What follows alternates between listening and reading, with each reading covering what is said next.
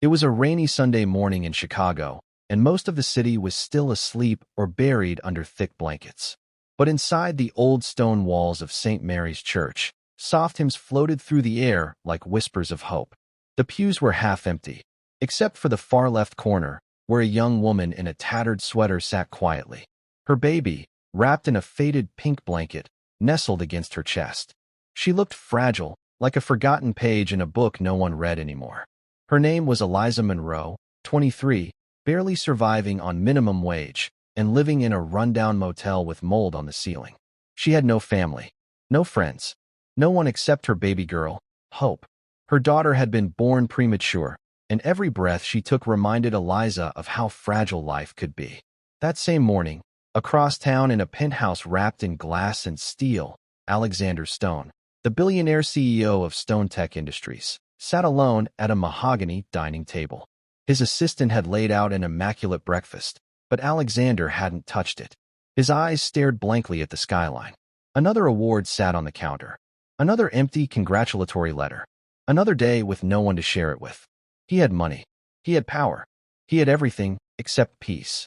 By 9 a.m., Alexander found himself wandering through the city with no destination. A strange tug in his chest led him to St. Mary's Church, somewhere he hadn't been in over 2 decades. Something about the old building, the smell of candle wax, the warmth in the air, slowed his steps. Maybe, he thought, he'd just sit in the back for a few minutes. He entered quietly.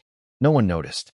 No one, except Eliza, who glanced at him for a split second, just long enough to wonder why a man in a $1,000 suit looked like he hadn't slept in days. He sat beside her without a word. For a long moment, they both said nothing. Then the baby stirred and let out a tiny, tired whimper. Alexander looked down, eyes meeting the child's. And then it happened. He slumped forward, face pale, hands trembling, and fainted right there beside her. Gasps echoed through the church. A few parishioners rushed forward, but Eliza was already leaning over him. Her instincts kicked in.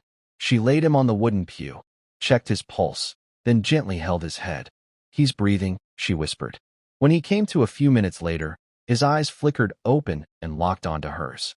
"I'm sorry," he mumbled, disoriented. "You don't need to apologize," she said softly. "It's okay." He looked at her, really looked. The weariness in her eyes mirrored his own. The baby stirred again, letting out a soft coo. "Is she yours?" he asked weakly. Eliza nodded. "Her name's Hope." That word struck something inside him. Hope, a name he hadn't felt in years. He tried to sit up, but swayed again. Eliza steadied him, placing her hand gently on his shoulder. "You need to rest." He blinked at her kindness, stunned. No one had touched him like that in years, not with care, not without expectation. "Why are you here?" she asked quietly, genuinely. "I don't know," he replied. "I woke up, and I didn't want to be anywhere else." She gave a small nod, as if she understood more than he realized. The pastor approached with concern, offering Alexander water and insisting he get checked out. But Alexander waved him off. "I'm fine," he said again, though his voice still trembled. "Can I just sit here with you two?" Eliza hesitated, then nodded. For the rest of the service, the three of them sat in silence. The lonely billionaire, the forgotten mother, and the baby named Hope. Afterward, as people filed out and rain began to fall again, Eliza gathered her things. She didn't expect him to speak again, but he did. "Would you mind if I walked with you?" Her eyes widened, unsure if she heard him right. "Why?" "I don't know," he said honestly. "I just don't want to be alone right now." That's how it began. One slow step at a time.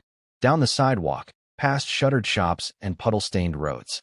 He held an umbrella over her and the baby, not caring that his Italian shoes were getting soaked. They ended up in front of a shabby motel. Her cheeks flushed. "This is where I live." He said nothing, just looked at the cracked paint and broken sign. Then he handed her a card. "If you ever need anything at all, call this number." She stared at it. "Why would you help me?" He paused, then said something he hadn't told anyone in years. "My mother was homeless once. Before she died." Eliza's breath caught. "I never helped her. I was too late." Their eyes met in the drizzle. "You're not her," he added. "But maybe I can still do something right." She didn't call that night. But 3 days later, when her baby ran out of formula, when her wallet was empty and the motel threatened to evict her, she dialed the number. Alexander answered on the first ring.